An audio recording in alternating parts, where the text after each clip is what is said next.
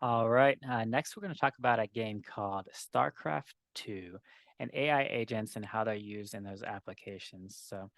If you heard of AlphaGo, it was a program really to help establish a best-in-class Go player. So this is like the kind of Chinese chess of sorts, but the black and white marbles you put on a board and you're trying to surround and capture other points for opponent for certain points. But basically, AlphaGo was launched, and we beat the top world player, Lisa Dahl, and there's similar approaches now have been applied towards StarCraft 2, which is a way more complex strategy game in which you actually have to collect resources, minerals. I'll go ahead and start sharing my screen so you can kind of see and I can explain the visual here. But basically, you collect minerals, you collect gas, which is a higher level type of mineral. You use your guys, and you're constantly building armies, and you're trying to distract the other player.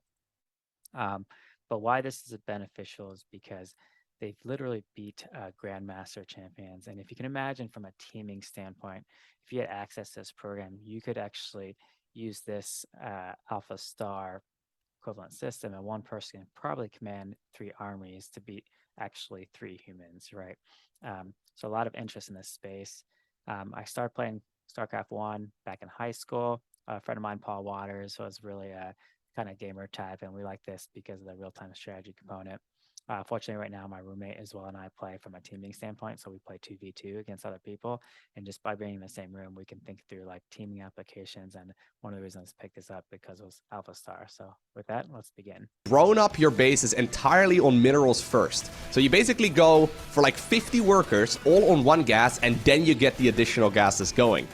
And essentially just by playing a So blue is the Grandmaster and AlphaStar is red. So this is just really critical. But like the red team, you'll see it just does almost inhuman kind of tasks and retasking of attack patterns. against, I guess, other humans and maybe against other AlphaStar opponents, this AlphaStar AI has also figured out what is considered to be the standard in a regular match of ZVP. It's doing things extremely human-like. Like, for example, the timing right there of those spore crawlers, the amount of queens that are built, timing of that roach warren as well, the amount of roaches right now that's being produced.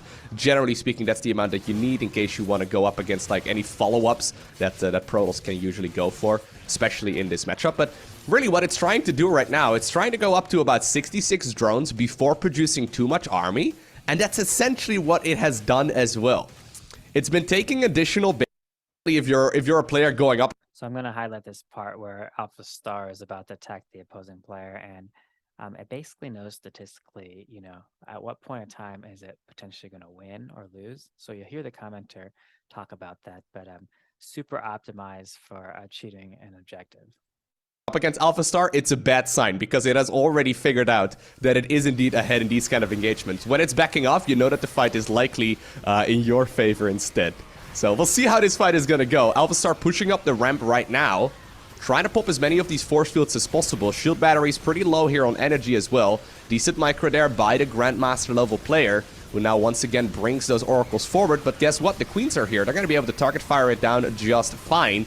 A lot of Ravagers available. They're raining a whole lot of corrosive biles. Now, in these scenarios, though, as Zerg, while this is certainly a good position to be in, it is very easy to overextend. Two Immortals now join the fray as well. Zerglings are the primary source of reinforcement here for AlphaStar, which is great and all, but with good micro, that Warp Prism can keep a lot of these Protoss units alive relatively easily. Love the corrosive biles as well, actually. You know what?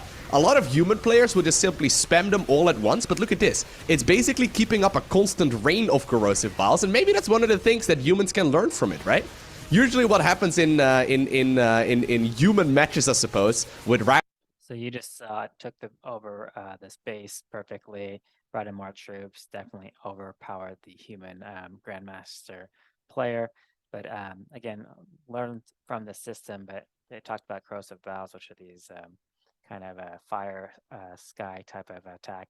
And it uses them one after another versus trying to do all at once towards a certain player. So each player and a manipulation of each player and attack patterns is managed to the AI, and it somehow is optimized to completely overpower and take over the space. Ravages in particular is that Zerg players just sort of spam the corrosive biles, and then they go back to doing whatever they were doing previously, right? However, right here, AlphaStar is essentially throwing a couple, and then a couple more. and then a couple more, and then a couple more, forcing the Protoss player to stay back and allowing the Zerg army right there to, well, he's... All right. So one can imagine with this whole capability of AI agents, you can at least strengthen your teams playing a video game, get better over time. Some of the top world players in Go, for instance, are actually starting to play the Alpha Go player. Same with StarCraft. A lot more people are playing the AlphaStar equivalent in order to get better. So you learn and explore new strategies. One of the cool things in this space is there's this new concept called Alpha Zero, which basically instead of reward-based systems, things just kind of learn from scratch, not having uploaded any prior games into a new model. And by doing that way, you completely come up with new ways of playing a game, new strategies, as well as things you humans would never have understand. Because as humans, we tend to go in the past of our own history, right? In this case, you're developing a new model from scratch. And now imagine if you apply the human plus AI teaming concept, you're actually way more prepared through simulation and other capabilities to not only train, but execute in the real world environments. So next we'll go into, I think we'll go into a thing called Ender's Game, one of my favorite books by Orson Scott Card. And we'll discuss Heron Systems and their alpha dogfight trials from DARPA Challenge, I think it is. All right. Thank you.